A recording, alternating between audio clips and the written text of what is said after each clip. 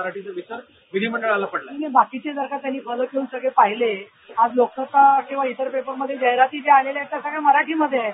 त्यामुळे एक लोकसभेच्या संदर्भातलं असलं की त्यांच्या ज्या भाषा आहेत त्यानुसार ते त्यांनी केलेला असतो.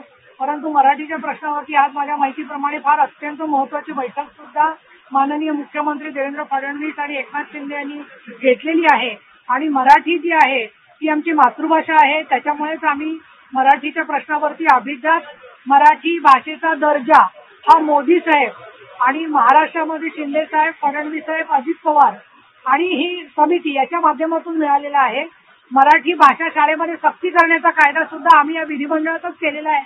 त्यामुळे मला असं वाटतं की जे लोक छोट्या छोट्या गोष्टींवरून टीका करतात तर ते जेव्हा कधी त्यांच्या प्रयत्नातून किंवा त्यांच्या नशिबातून विधिमंडळात येतील त्यावेळेला त्यांचं स्वतःचं म्हणणं किती निरर्थक आहे ते त्यांना सिद्ध होईल असं मला वाटतं. यावर मनसेकडनं आक्षेपार्ह मी आता मराठी तेच बोलले. आक्षेपार्ह भाषा मला ऐकू नका तुम्ही. ते संसदीय गोष्टीचा अपमान होईल.